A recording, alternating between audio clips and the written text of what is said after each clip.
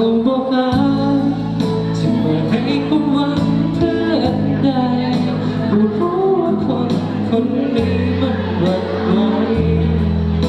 ที่จ้องมีความสำคัญบางทีฉันยอมบางวันต้องเจอเธอต้องมองน้องไปบ่อยไม่จริงไม่เลยนี่ไม่เคยจะไปหาใครจะอยู่คิด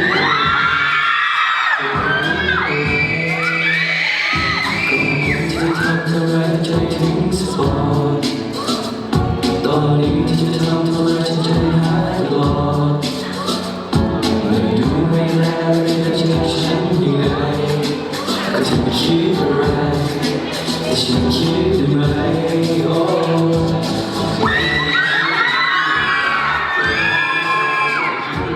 อยากสื่อสารว่าคุณไม่รักแค่คิดถึงทำให้ฉันซ้ำซากจะอยู่ตรงหน้าจะไปหาแน่เธอจะอยู่ที่ไหนจะจะเลยไปหาที่ไหนสักคิดถึงฉันได้ไหมไม่อยาก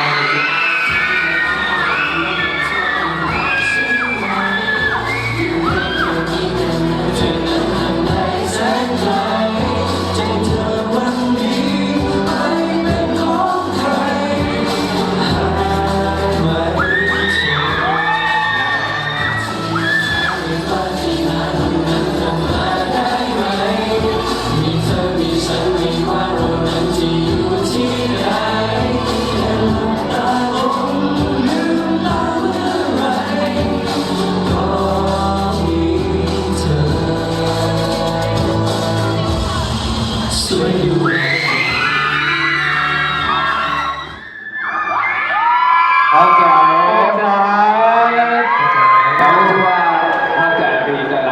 เอาขอเสียงตัวเองแน่โตไปแม่จะถามแม่เนาะว่าเธอคำถามนี้อยากให้นะเพราะเป็นคำถามที่ไม่อยากถามเนาะเมนแท้หรือบอกระแสที่ว่า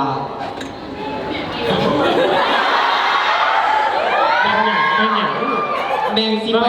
ประเทศอเมริกาเดี๋ยวที่สองแม่แท้อันนี้เป็นแท้ไป3 มื้อว่ะหรือไปที่นึงไปคือว่าแม็กซ์ไปอเมริกาวันที่12 นี้ก็คือจะไป5 ปีเลยตอนนี้ไปโดนน้อง5 ปีคุณนะงานนี้ก็เลยจัดขึ้นมาเป็นงานเข้าใจที่มาทางนี้แล้วก็เป็นงานค่ายของแบงค์แล้วที่อยู่ในประเทศลาวเพราะต้องได้ไปเรียนต่อแล้วเต็มทีโอเคเอาความรู้สึกของเอเลยแบบซีรีส์เขาจบกลุ่มเนาะเอากระแสก่อนเป็นอะไรกระแสครับคือว่าตอบรับได้ดีหลาย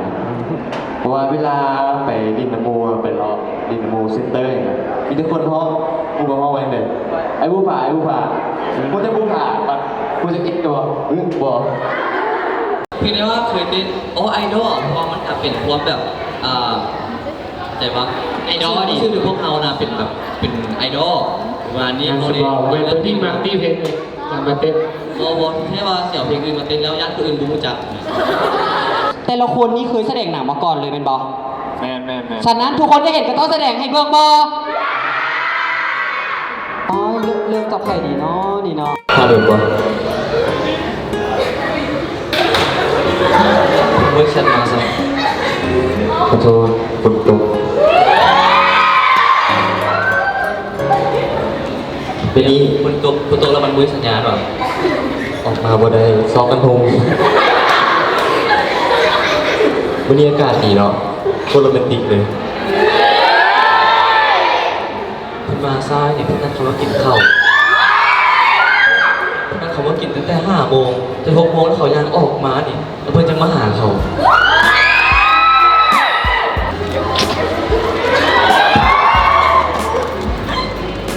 นักจ้า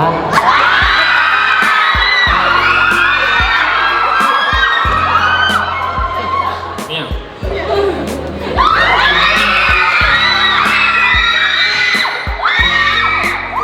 แม็กซ์สว่างเป็นต้องจับเลยพอ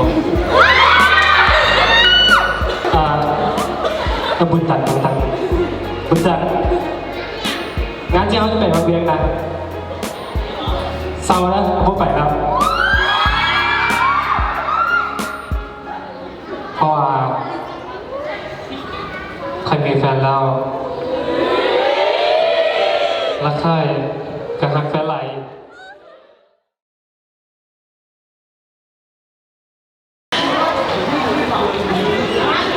คนว่ามาหักแม็กพร้อมกันเห็นแล้วแล้วค่อยสิว่าเนาะหักแม็กพร้อมอะไรจะตอบว่าหักแม็กโอเคตอนนี้ซีนุ่มกำลังเดินทางมาแล้วโอเคซีนุ่มกำลังย่างมาแล้วโอเคทุกคนฮักแม็กบอซีฮักแม็กตลอดไปบอเมื่อนี้เรามีเพลงที่จะมอบให้แม็กก่อนที่แม็กจะเดินทางไปเรียนต่ออยู่ที่ประเทศอเมริกา1 2 3เจ้าได้ยินอยู่หรือเปล่าคอยรักเจ้าแม็กคนดีหากทุกคำในวันนี้สัมผัสและทั้งใจ It is you I have love หากบ่มีเงื่อนไขตื่นขึ้นมาวันใหม่ก็จะกอดเจ้าเอาไว้และหักเจ้าตลอดไปรักแม่บอกคิดฮอดแม่บอก